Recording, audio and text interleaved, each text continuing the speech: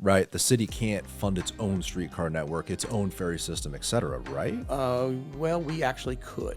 There's a We lot of things. could. There's a lot of things we could if we wanted. If there was the will, there's a way.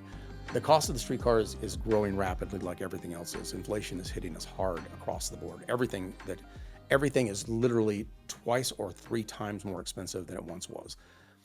So we would have to use bonding. We'd have to use, tax money. And there's the CRA money. There's of getting our portion of the streetcar Right expansion there. done. Second article, envision Tampa streetcar extension.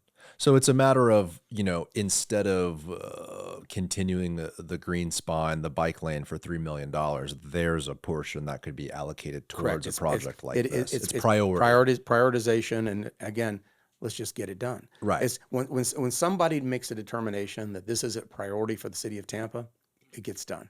So Is that a mayoral directive, or is it the position of council, or is it a planning organization? the vision is generally the mayor is the administration, which is head of the administration is the mayor. The mayor is all the staff works for the mayor.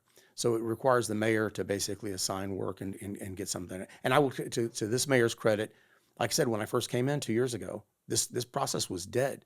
So between me working with the mayor and the administration, we've resuscitated. We've dug it out of the ground. It is moving. It's just moving at a glacier's pace. And is the reason why it's not at the top of, well, we could ask her, but at the top of the mayor's list because there's roads, there's stormwater, there's public safety. There's just so many different things happening that, hey, yeah, the streetcar would be great, but it's not at the top of my list. Well, Is that the reason it was dead? I think a little bit of all of the above. I think that there's frustration. And, you realize where we were as well a couple of years ago. Priorities were maybe a little bit different, and you constantly are reevaluating where you are.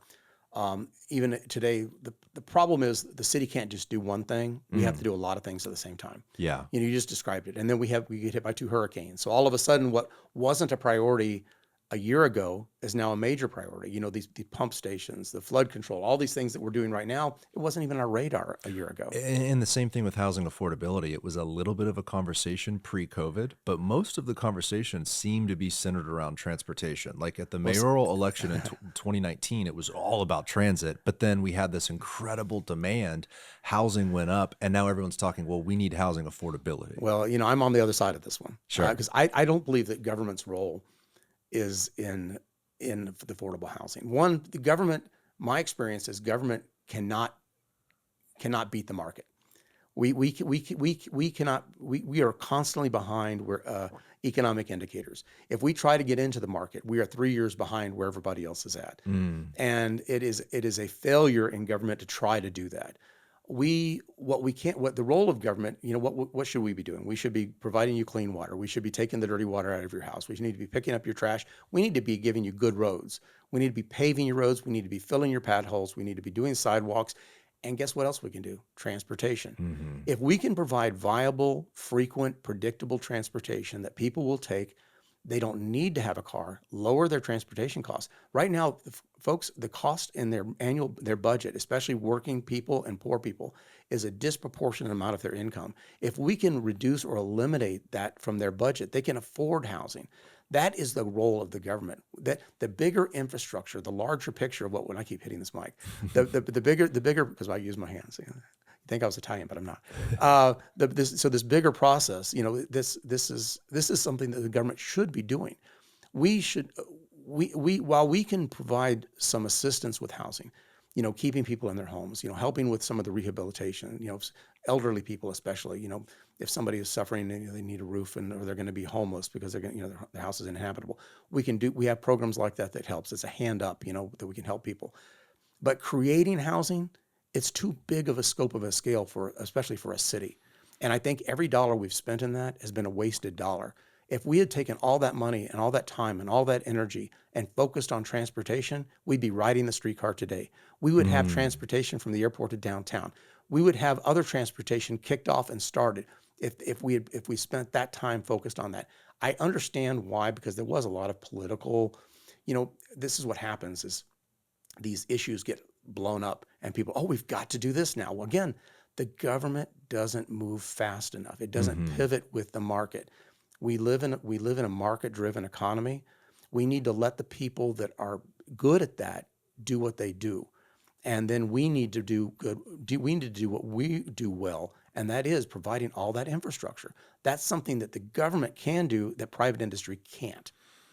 I completely agree with you. And it seems, and especially local government, because you've said government, and I think the different layers of government should have different responsibilities. The federal government, national defense, you could talk about some certain social issues, right?